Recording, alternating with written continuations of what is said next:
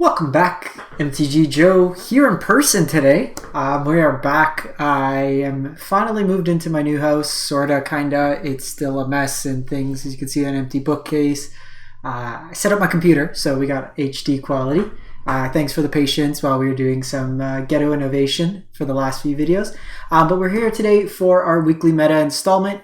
I'll be doing 3 separate videos, one for historic, best of 1, best of 3, which we're touching base today.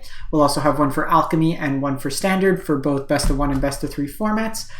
Since there's more formats now, it's a little bit easier to manage and then have separate videos. So for people who are interested in particular formats, they could just click through there. As always, we get this data from Untapped GG. It's a companion tool that runs alongside your arena, tracks your games, your collection, suggests decks. It's free to use. So there's a description in the video link down below, so you can click that link, install it, and run it on Mac or PC. It's one of the best companion tools on the market. It's the best, so highly suggest it. So anyways, we're jumping in. We're going to start with historic best of 1, and what we're looking at is the week of December 27th to January 3rd. We're looking at platinum to mythic rank, and we have 45,000 games sample size. So the top deck in the format in terms of win rate right now is Selesnya Squirrel Twin, Combo Twin. So it is Scurry Oak, Heliod, and any life gain style effects. So Soul Warden, Luminarch Veteran, or Prosperous Innkeeper. Basically how this works, if you're new to this combo, Scurry Oak comes into play. You gain a life. Heliod puts a counter on something. You put a counter on Scurry Oak. Scurry Oak's ability triggers, creating a creature. That creature comes into play, gains you a life, you put a counter on Scurry Oak, you gain infinite life. And this is backed up with Collected Company, so you could instant speed the combo. You have a max of 256 tokens on Arena, or as fast as you can click to kind of go there. You also get infinite buffs on your Voice of the Blessed, as well as Trelasara, which also has the ability to help you scry. So you have like the fair game, which is big beaters, like the Ajani Pridemate style creatures. And then you also have this other plan. Notably, this version, this is the first kind of seeing Grizzled Huntmaster. So this is how many words we could fit on a card. Basically, it comes into play. You can get rid of a creature card from your hand and any amount of copies from your library. But really, you get rid of a card from your hand and you could tutor up a card from your sideboard. And what this allows you to do is kind of have another way to find combo pieces. So you could find a copy of your Heliod, Daxos, which is a similar ability, another Scurry Oak, then you have some card advantage in Toski, some anti-counterspell stuff, kill big creature if you're playing against Sarah's Emissary. It's a way around that, as well as just like a Skyclave Apparition if you need to break up like a 9 lives combo, for example. And then you also have Inquisitor Captain, which just allows for more copies of kind of Collected Company. It's another way to find your combo pieces in that particular deck. We see Enchantress also having a pretty decent showing. This deck usually preys pretty well on these heavy creature decks, so typically if you get the 9 lives locked down, there's no way for them to deal damage to you. 9 lives with Solemnity. Solemnity, that means you can't put counters on enchantments you control, meaning that you can never get counters on 9 lives, which means you never lose the game. You get card draw in the form of Sithis, as well as with the Enchantress Presence. And then your win cons really are, you can make really big enchantment creatures with Destiny Spinner, thanks to all the mana from Sanctum Weaver. You have an Approach the Second Sun, as well as a Sigil of the Empty Throne. Then you have the Sterling Grove that gives all your enchantments Shroud, so they can't be the target of spells or abilities. You can see here, like just as an example, I don't own a lot of the wild cards for this deck. So if I wanted to play this deck, Untapped does a really good job. It tells me, like right now, I have 2 rare wild cards and I need 11, so I can't build this deck right now if I wanted to. We see a version of Rakdos Arcanist, so kind of after the namesake, Dreadhorde Arcanist, self-mill, you have Kroxa, you have some discard, disruption, as well as removal in the form of like Unholy Heat, as well as Fatal Push. So kind of a more grindy deck. Another version of the Squirrel Twin combo. This one's just all in, less kind of alchemy cards. This is the older version. We see 5-color Dragonstorm. So basically what this deck's trying to do is self-mill or kind of draw discard cards into your graveyard. And then you cast a Mizzix Mastery, either targeting Dragonstorm, which gets 2 storm count, And then if you have a copy of either Terror of the Peaks or Bladewing the Risen in your graveyard, the Bladewing the Risens create an infinite loop of entering the battlefield. With Terror of the Peaks out, you can kill your opponent. There's also this version that plays Emergent Ultimatum, which can get copies of Dragonstorm, which can create Storm of upwards of 3. And then with this version, you also have stuff like Scholar of the Lost Troves, which can also get copies of Emergent Ultimatum back from the graveyard. This one has Sarah's Emissary, interesting Chandra Awakened Inferno. This deck usually kind of has a hard time against control, so it's another way around that. First installment of Control, we have Jeskai Control. Just taking a quick look, it's your Teferi Gearhulk deck, looks like, for the most part. They are playing a split. The one thing I like to look with the control decks in the format is what are their sweepers. So this version is playing 2 Angers and 3 Wrath of Gods. Some of the lists were actually scaling back and only playing 1 or 2 actual sweepers. 5 sweepers now, it's pretty heavy. So this does kind of punish the smaller decks. We do see Rakdos Arcanist. This is a different version. This is the one that the pros were playing at the Zendikar Championship. So this is a Luris free version, and this allows you to have access to Season's Pyromancer. You get 8 discard effects, and then late game, if they're not relevant, you discard them with the Season Pyromancer. You also have Magmatic Chandler that can discard the spells. This version is playing Sorin and Chandra as well. And then you got a removal package mix, some Fatal Pushes, Flame Bless Bolt, a Spike Field, some Unholy Heats, and K-Command can get back your spells. Mono Red Aggro, we have a couple different versions of this, and this is the deck I've been playing the most of in Historic Best of 1. So the core of the deck is you have Reckless Ringleader, which gives another creature in your hand perpetually haste. And what you're able to do is, like, you could have turns where it's like this on 1, give your Burning Tree Emissary haste, and play a Rob of Rich attack for 5 on turn 2. You can give your Chain Whirlers or your Ferocidons haste, and it's another way there. So the version I've been playing, and I actually like this version better, because we see that Squirrel Twin is the most popular deck in the format. So I'm actually on 4 Ferocidons and 4 Roiling Vortex. I'm actually on 0 copies of Torbran. I have a little bit lower of a curve. I'm playing the full 4 copies of Bonecrusher Giant because it breaks the 9 lives lock, as well as the Sarah's Emissary lock. And I kind of like that version a little bit more. I'm trying out one Kari Zev. I've tried a Ratilda. While decent, because it's the only wolf, it doesn't really trigger beyond that. But I generally like that. Notably, this is also a rogue, so it can hit cards off of the Robber of the Rich. So there's this version. I'm going to skip over Reanimator for 1 sec. And then this is kind of the older version, the Annex with Embercleave version. I love Embercleave. For those of you who don't know, I've made many top 1200s. I've made day 2 of MIQs playing mono red in standard and historic. Embercleave's kind of too slow for best of 1. With the Squirrel Twin, they just get bigger. You're not going as wide. That's why we don't really see Gruul as much anymore. Fervent, I find, is just not as effective. The Fanatical Firebrands are really good because it is a way to kind of just be extra ping damage late game if you can't attack. But notably, if we look again at Squirrel Twin, they have a lot of 1-drops. So being able to hit these 1-drops on turn 1. So it's kind of a removal spell that's also a creature. This version playing like the Torbrand. This version also, it's the only out to the life gain is to constantly hold up at least 1 mana for the Roiling Vortex. But oftentimes what happens is you have to hold up 2 mana, because if a creature enters the battlefield on your turn, it triggers a Soul Ward, and if they have Collected Company, anything like that. So it's kind of the way there. I can show you my list after this if you're interested as well. We have the Esper Reanimator deck. So this version here is really just kind of playing into your graveyard. You have Ashiok, which also happens to be incidental graveyard hate. Faithful Mending gains you some life, throws cards in your graveyard.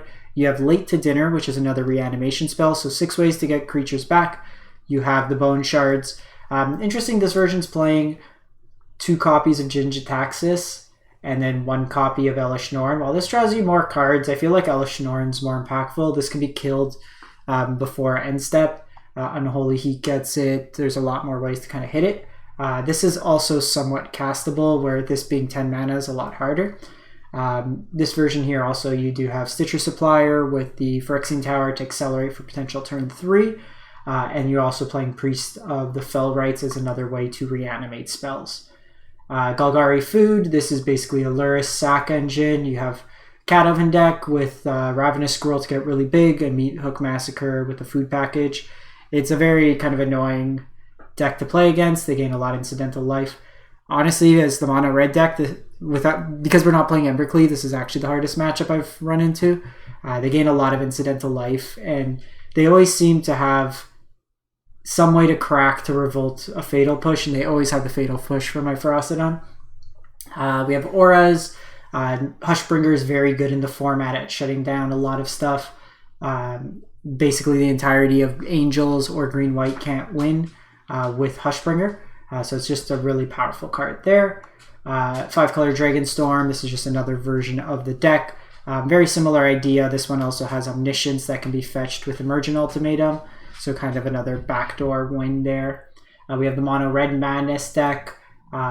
Kind of self-discard, draw, discard loot. You get free value off costing like Blazing Root Walla. You get the Mana Gorger Phoenix, Ox, stuff like that.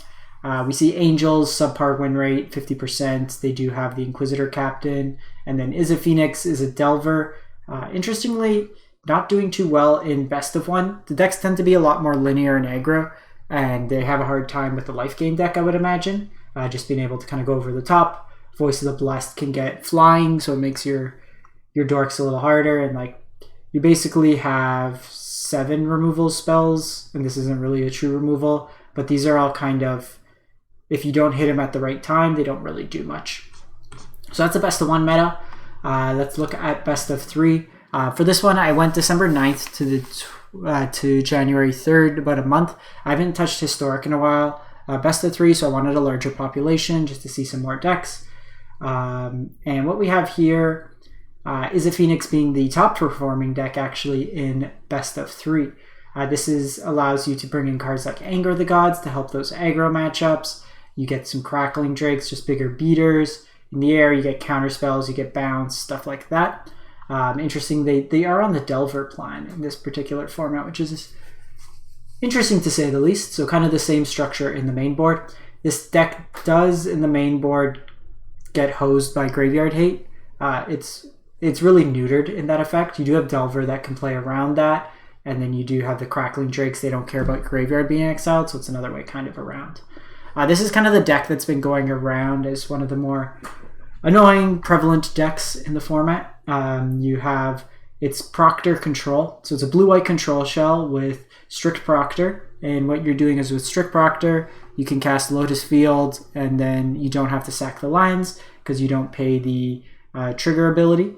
And then this one, you also have Stifle that also does the same thing. And then you're just kind of winning with Boredom or through Shark Typhoons. You have some copies of Discontinuity to kind of end your opponent's turn. Interesting, this is not playing the Divine Purge from Alchemy. I've seen some versions opt for Divine Purge. This one's just going for another Wrath of God and another Day of Judgment. I do like the Divine Purges in the sideboard. They allow you to exile cards, including all the artifacts out of the food decks, all the food tokens, everything like that. And it plays a good tempo game. Sometimes you just don't get to turn 4, or you're just kind of too far behind at that point. So it's kind of the way there. So this deck's winning through either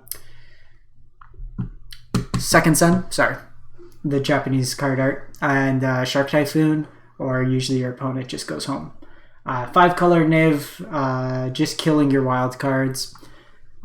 Again, this deck is kind of built around your Niv Visit Reborn, getting you multicolored cards. Some interesting new inclusions that we see. There's a very big card pool. You can pretty much play anything that's multicolor, but it's kind of a mid-range, more control-y deck. You have Olivia, Crimson Bride, which can bring back your Niv Visits. We're seeing Edgar, Charmed Groom, another kind of resilient threat, makes some lifelink tokens, kind of grinds your opponent. They went back to Hydroid Krasis, once standard powerhouse. And then you just have a mix of removal spells. Interesting, they can't hit it, but Lier plays really well. You have some discard with Thought Erasure, Expressive. And then you got like Prismari, Helix, Fatal Push. You have the Vanishing Verse kind of going in there. They've moved the Scarab Gods to the sideboard. You'll see some decks are playing Cleansing Nova in the sideboard. This is a sweeper that also just breaks the 9-life combo and makes them lose the game. So kind of a backdoor win there. This is another new deck. We don't have win rates yet for it in the best of 3 format, but give you an idea if you like these kind of style decks. This is a Bant Blink deck, and it's kind of built around a couple new alchemy cards. So if you haven't seen it, this is kind of really the core of the Clerics deck in alchemy. So you have Inquisitor Captain that goes and finds copies of, where did you go? Glasspool Mimic, which copies Inquisitor Captain. So it's kind of a mini Splinter Twin combo. And then you have copies of Soul Herder to blink your cards and just get the value. It's a value deck. So some of them will be playing Grizzled Huntmaster. If you want to blink Thragtusks, you can do that. It's a Yorion. You can kind of create the loops with Charming Prince. So we see a version there. What's the difference between these? I haven't played too much. Actually, I haven't played this deck at all.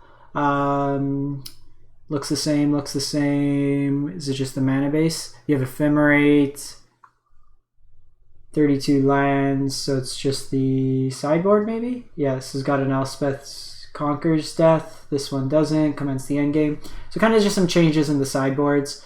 We see Squirrel Twin, not as good because it's pretty susceptible to board wipes, and you see a lot more control in best of 3. Affinity, kind of just here with variations. A lot of Affinity. Some more control decks that we see. Not as much mono white humans or like Coco humans, but Archon of Absolution is actually very good against that deck. Geez, we're just all control all day.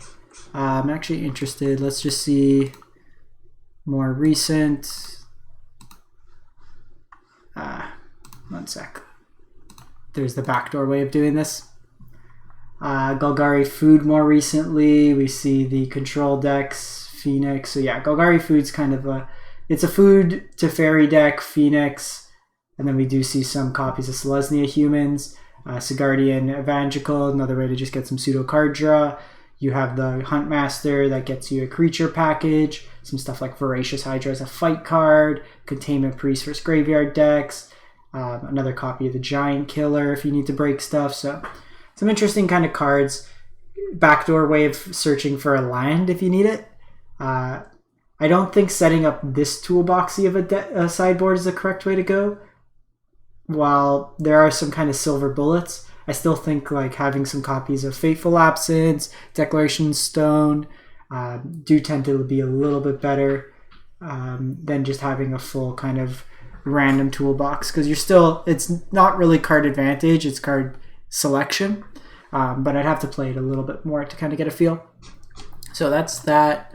Looking quickly, like I said, I'm 56 and 24, but I'm probably closer to 100 games played. I've been playing a lot on mobile while in the middle of a move. So you can see here, this is between last season and this season. I haven't played too much, but like I said, really what we're doing in my version, you have the Firebrands, you have the Reckless Ringleaders. I'm trying out one card, Zev is kind of the Flux creature. I really like Static Discharge. Having removal in this deck, but also scalable burn. First one does 3 damage, second does 4, third does 5, fourth does 6. Just more ways of kind of getting that burn. A lot of the times you're racing, and it helps scale even ways to kind of kill larger creatures later game. I'm only playing 2 copies of Chain Whirler. There's less X1s in the format, so this usually kind of comes in good as just a 2 of. I am the 4 Ferocidons and then 2 Chandras as card advantage as well. And that's kind of the deck there. I'm on the Embereth Den plan. And then finally, like you said, you can see basically your win rate for the month. You can see the decks that you play. You can see what I do bad with, what I do good in, when I kind of try out new decks.